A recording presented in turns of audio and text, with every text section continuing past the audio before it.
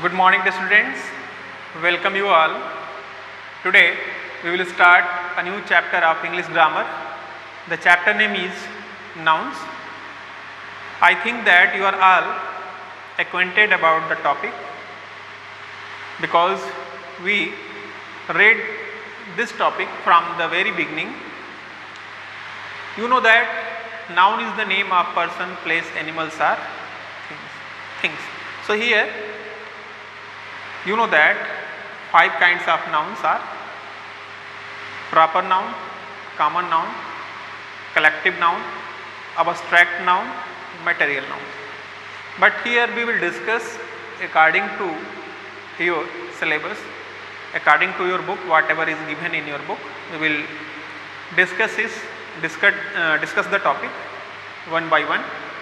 So come on here, you know that there are several kinds of nouns. First one, you know that we are going to discuss about common and proper nouns. Common nouns are boy, aunt, city, mountain, etc., which name are referred to people, places or things. They are names given in common to all people, places or things of the same kind. So common noun is the common name given to people, places or things of the same kind. So here you are getting the examples. Boy, common name for person. Aunt is a common name for person. City is a common word for place. Mountain, common word. Understand? So you are getting the example of these common words. Suppose that I am using the word fan. I am here using the word fan. So fan is the example of thing. Fan is the example of thing. Common word. Understand? Fan is here common word. Understand? Now, according to definition, you have known that common nouns are common name given to people, places or things of the same kind. Next one is here, you know that proper noun. Understand? The names of particular people, places or things are called proper nouns. Example: Ashok, Raman, Delhi, July, Everest. Understand? And you know that proper nouns begin with a capital letter. So proper noun, you know that particular name given to people, places or things. So here you are getting the examples here. Ashok is the example of people. Raman is the example of people. Understand?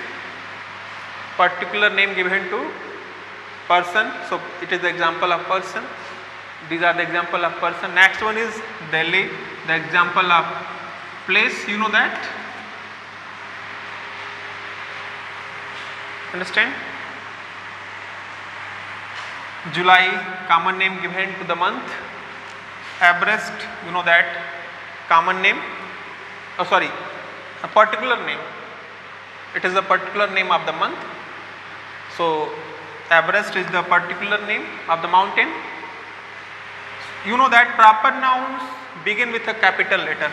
Always you know that the first letter of proper noun will be in capital letter. Always first letter will be in capital letter. You have to remind it. Understand? Just you see the examples: Everest, July, Ashok, A will be capital, Raman, R will be capital, D, Delhi will be capital. I have given you the example of fan, of thing.